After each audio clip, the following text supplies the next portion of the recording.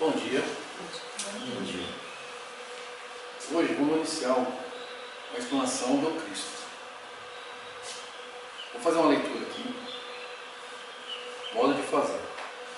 De sorte que haja em vós mesmo o sentimento que houve também em Cristo Jesus. Paulo, Filipenses 2, versículo 5.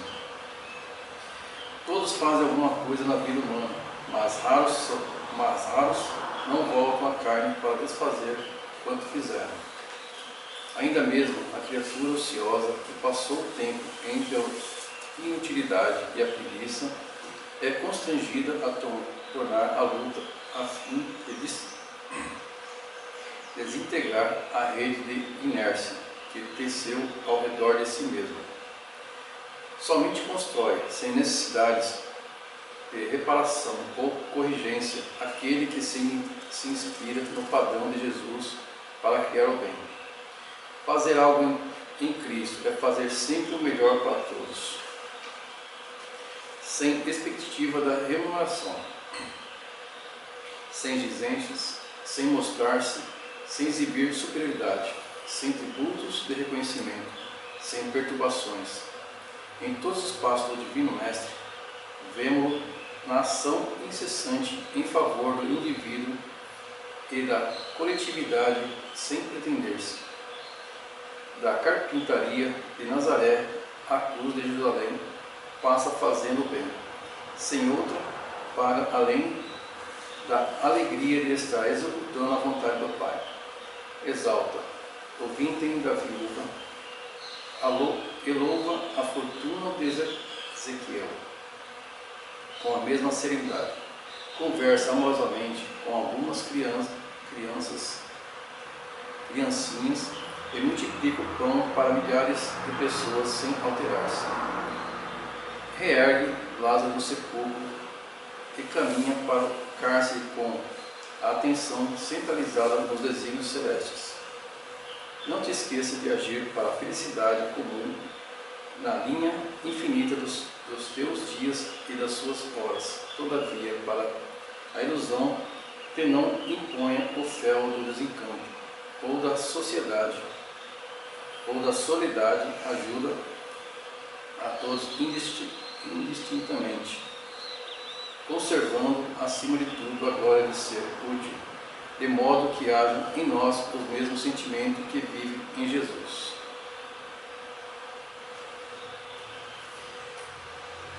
Vou fazer uma prece agora, iniciação. Rogamos aos benfeitores aqui presentes para que tenhamos um dia maravilhoso, com bons ensinamentos, com boas intuições, que nos purifique, nos proteja e nos defenda, afastando todas as energias negativas e espíritos zombeteiros. E seja de muita luz esse dia para todos aqui presentes. Assim seja. Vou passar agora para o Rodomiro.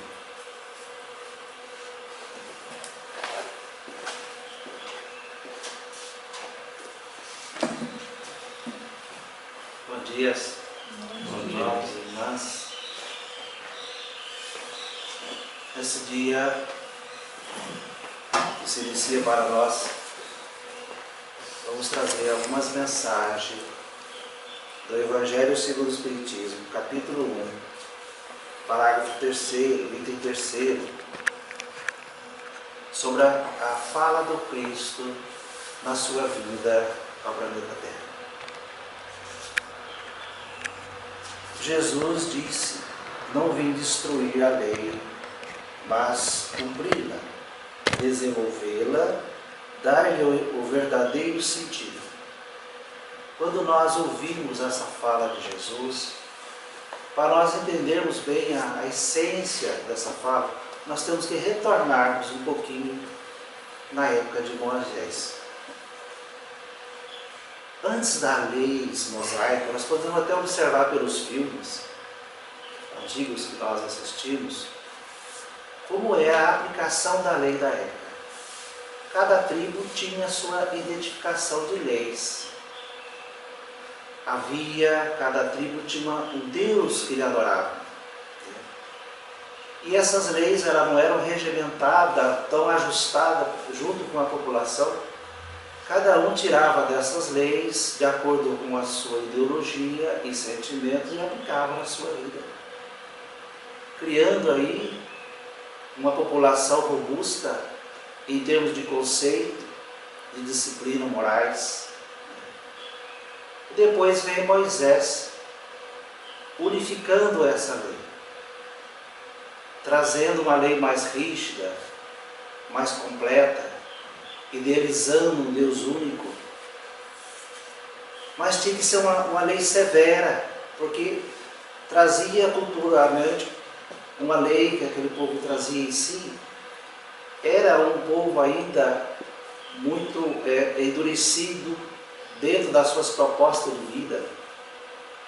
Então são pessoas que só entendiam ou obedeciam de uma maneira mais rígida, talvez mais grossa, mais grosseira, para que havesse neles um despertar de mudança em suas atitudes.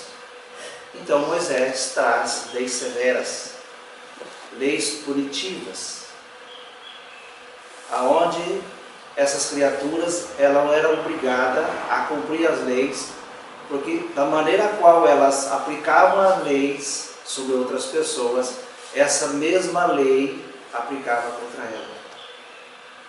Ou seja, através da dor, da mudança.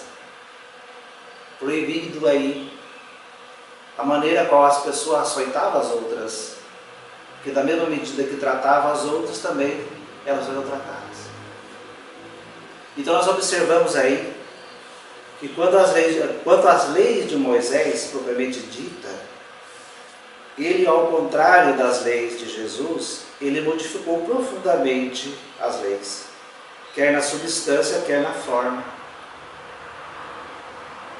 Porque a época já não comportava mais aquela idolatria. O povo idolatrava vários deuses. Então Moisés teve que realmente fazer uma mudança integral de como deveria ser a vida, a continuidade da vida dentro de uma proposta religiosa, dentro de uma crença. Aí nós compreendemos a fala de Jesus. Quando Jesus disse, não vim destruir a lei, ou seja, não vim destruir aquilo que já estava. Porque quando Jesus fala não vim destruir a lei, é porque já existia uma lei antes. Mas desenvolver e dar o verdadeiro sentido. Porque até então, qual era o sentido da lei de Moisés?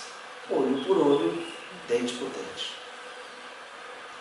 Mas Jesus veio mostrar uma forma diferente de como nós interpretarmos e como nós vivermos a nossa vida, de uma lei, às vezes, de uma certa forma muito bruta, mas de uma maneira que seja para nós um modelo de reforma íntima, mostrando que essa mesma lei pode ser aplicada em nós, mas com um sentido diferente, aonde norteia o indivíduo, o homem, dentro da sua simplicidade, mas dentro de uma cultura ainda não desenvolvida, mas para um caminho onde traga a transformação moral e um caminho onde a pessoa possa se sentir feliz e desenvolver sentimento de amor ao próximo. Porque se nós fizermos um comparativo entre as duas leis, entre as duas interpretações dessas leis, no antepassado não haveria uma possibilidade desse sentido afetivo, porque era uma troca. Se ele fez isso, pagou com a mesma moeda. Você roubou, você também vai ser roubado. Percebamos que aí não há um desenvolvimento de sentimento, mas sim, talvez um acréscimo de ódio entre as pessoas. E Jesus traz esse outro sentido de como trabalhar isso. Jesus propôs, ao grau de adiantamento, dos homens, porque naquela época de Moisés, esse espaço entre Moisés e Jesus, devido a esse regimento de comportamento no seguimento das leis, já houve nas tribos modificações de aplicar as leis. Já houve umas modificações de sentimento no desenvolvimento dessas leis. Porque nós estamos falando aí de épocas, época de Moisés para Jesus, isso tem um espaço aí mais ou menos aproximadamente, se eu não estiver enganado, vocês podem me corrigir, de entre 1.500 anos. Imaginemos nós, hoje, naquela época, qual era o conceito que nós tínhamos. Então essas leis de Moisés, ela teve um fundamento muito importante, porque ela fez com que houvesse entre os povos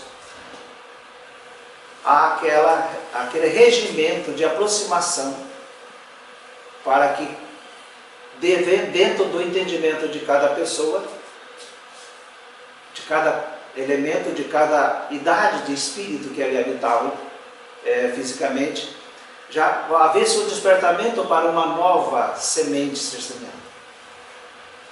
Aí Jesus diz assim: o céu e a terra não passarão antes que tudo seja cumprido, até que o último iota seja revelado a essa lei. Percebamos que Jesus vem com uma conotação diferente e ele diz que essa lei ela tem que ser disseminada sobre todos os povos da terra, mesmo aquele mais ignorante. Como nós vimos nas parábolas do semeador, onde ele diz que o semeador saiu a semear, algumas sementes ela foi semeada em terrenos rochosos, logo germinou, mas o sol veio e as matou, porque não tinha raiz profunda. Outras sementes caíram entre espinheiros, nasceu, germinou, mas os espinheiros a sufocou. E que outras caíram em terreno fértil, onde cada semente produziu 100, outras 60, outras 30. O que nós entendemos disso? Como Jesus veio semear essa semente, essas leis, essa interpretação de leis, em todos os corações foram divulgado esse sentimento de amor. Evidentemente que alguns não a compreenderam, mas outros já compreendeu um pouco, mas não praticou. Vejamos que tem muito a ver com a semeadura. E que outros já compreendeu e propagou. Já conseguiu levar aos outros aquele sentimento de entendimento do homem velho para o homem novo. E Jesus continua. Disse que todos os homens, sem distinção, é objeto da mesma solicitude. Olha que lindo. Todos os homens, sem distinção, é objeto da mesma solicitude. Ou seja, todos os homens têm o dever de ter acesso às informações do Cristo. Cada um vai tirar daí a sua melhor, vai absorver a sua melhor substância de acordo com o seu entendimento. Mas que todos os homens deverá ser levado a essas informações. Mas que o papel de Jesus não foi simplesmente o de um legislador moralista. Não foi só o papel de um legislador moralista. Jesus trouxe também, dentro dessas propostas, uma humildade, uma simplicidade, que fazia com que esses povos se aglutinassem e se entendessem, se amassem. Porque as leis de Jesus, a interpretação das leis que Jesus trouxe, foi nesse sentido. Que não é através do revide é que nós vamos construir uma sociedade, mas através da união. E através do entendimento e a aceitação de cada um. Porque cada um de nós temos um entendimento. Estamos numa condição de interpretar e de absorver o que o Cristo nos trouxe. Em diferentes estágios. mas que tudo isso é um exercício para que nós atinja a solicitude de estar junto, de fazer a grande família terrestre. Porque espiritualmente falando, nós somos uma grande família. Quando encarnamos, formamos pequenas famílias, momentâneas, passageiras, para que em pequenas famílias passageiras desenvolvamos o sentimento do amor. Treinemos a isso. Assim como fazemos na academia, principalmente na época do verão, porque no inverno comemos demais e engordamos. Aí quando chega o verão, agora vou ter que malhar para ficar com o corpinho mais esculpido. Então todo esse trabalho, esse compêndio de informações que Jesus trouxe, em virtude do amor, tem esse significado. A união, a participação, a família. Esse treinamento, para quando nós regressarmos à pátria, estejamos em condições de incorporarmos a grande família com mais clareza e com sentimento de amor ao próximo. Veio também ensinar aos homens que a verdadeira vida não está sobre a terra.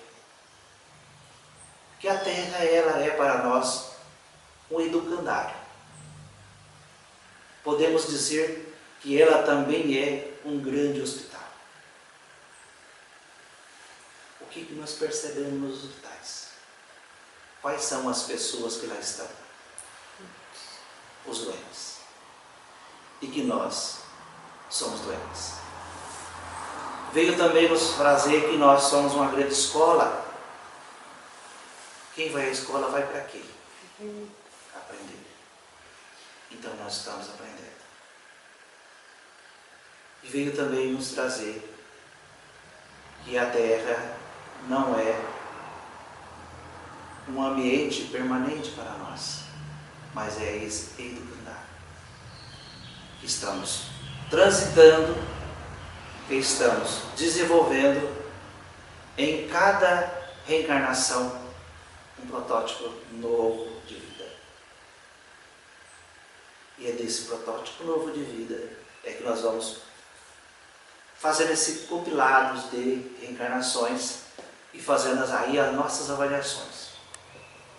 Aonde está o meu ponto forte? Aonde estão os meus pontos fracos? Evidentemente que nós temos que trabalhar muito sobre os pontos fortes. Às vezes algumas pessoas falam, não, tem que trabalhar os fracos, os fortes eu já sei. Não, os fortes. Que trabalhando os pontos fortes, nós vamos discorrendo também essa fortaleza para os fracos.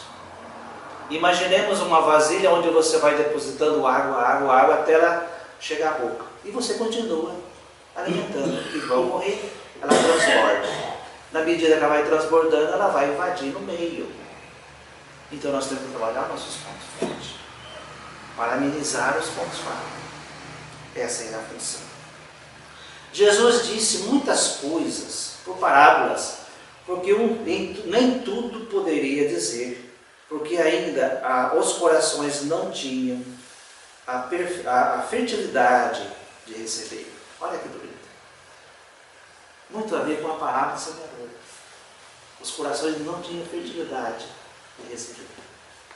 Então tinha que ser na medida de conta-gotas. Evidentemente que uns se destacavam, mas outros nada entendiam. Mas nem por isso deveríamos de Deus isentar de levar as informações. E dentro dessa complexidade, Jesus, sabendo que o seu período de vida encarnado não era tão longo, o que ele fez? Destacou 12 homens. Preparou 12 homens para que continuasse a sua tarefa, orientando a cada um, dando a cada um a responsabilidade de ser o semeador. E disse mais: não vá sozinho. Vá sempre em duplas. Porque o sol é escaldante. E o cansaço, às vezes, ele abate. Se está sós, fica mais difícil para você se levantar no momento de queda. Mas se está em dois, um ajuda o outro. Porque a semeadura não é tão fácil. E Jesus delegou esses 12 como seu braço para continuar a obra.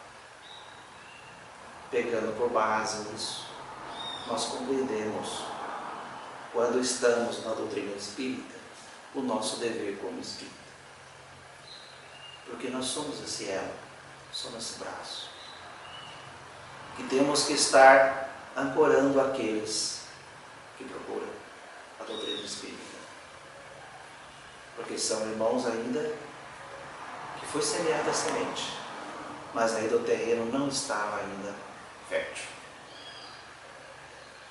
E que a manutenção dessa semente, nós temos o dever de ser o adubo delas para continuar essa fertilidade. Então observamos a proposta do Cristo, quando ele fala que ele não veio modificar, mas veio complementar, nesse sentido em que nós interpretamos hoje as mensagens do Cristo. Trabalhar primeiro para si, para depois estender aos outros. Porque se eu não tenho nada para dar, eu nada posso fazer.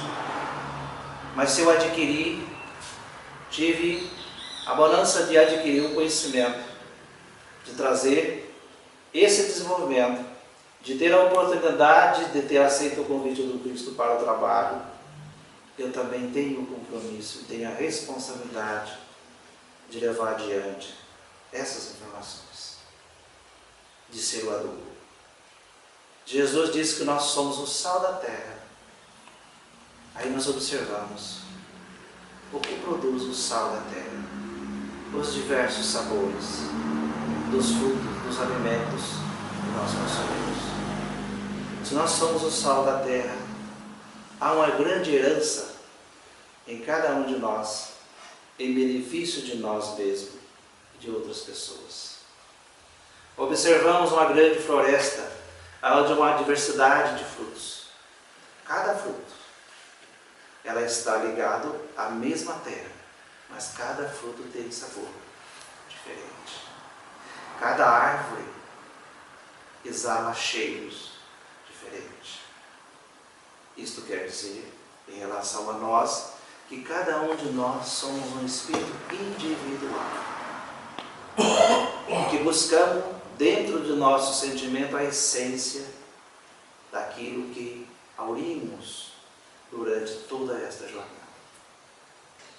E que a nossa permanência nesse contexto de disciplina, grande hospital como uma reforma para a cura de nossas imperfeições, olhando como a escola para termos o discernimento do certo e do errado, compreender a verdade. E Jesus disse que a verdade nos libertará. Então, não podemos nós atribuir os nossos fracassos ou nossas desistências de alguma coisa que façamos aos outros, porque compete a cada um de nós fazer a nossa parte. E se assim fizermos, vamos estar cumprindo a profecia em nós mesmos ser o beneficiário, o maior beneficiário. Quando semeamos, somos os primeiros a colher. Se nossos celeiros não estão lá muito repletos, não devemos atribuir a outras pessoas a nossa falta de sorte, como muitos fazem, ou a nossa punirmos nós como se nós não fosse meritório ao nosso celeiro estar vazio. Se ele não está vazio, se ele não está cheio, é porque faltou ainda a nossa decisão de dar o primeiro passo, a iniciativa de fazer por mim mesmo aquilo que Jesus nos ensinou. Ame-se desconstrua. E a paz de Jesus esteja com todos vocês.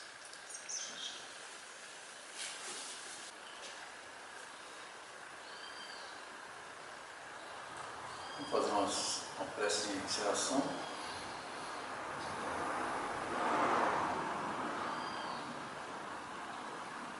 Rogamos a Deus pelas famílias, pelos abrigados, pelos desempregados, pelos enfermos, encarcerados, presos, pelos acamados. Peçamos a Deus saúde sobre essas pessoas. E recaia sobre elas um bálsamo de muita luz, de bênção e prosperidade. Derrama sobre todo esse planeta, Senhor, a luz e a paz. Assim seja. Pai nosso, que estás no céu, santificado seja o vosso nome. Venha a nós o vosso reino. Seja feita a vossa vontade, assim na terra como no céu. O pão nosso, cada dia nos dai hoje. Perdoe as nossas ofensas, assim como nós perdoamos a quem nos tem ofendido. E não nos deixes cair em tentação, mas livrai-nos de todo mal. Amém. Agradecemos aos nossos mentores, a espiritualidade de luz aqui presentes. Agradecemos por essa leitura do Cristo. A todos aqui, muito obrigado.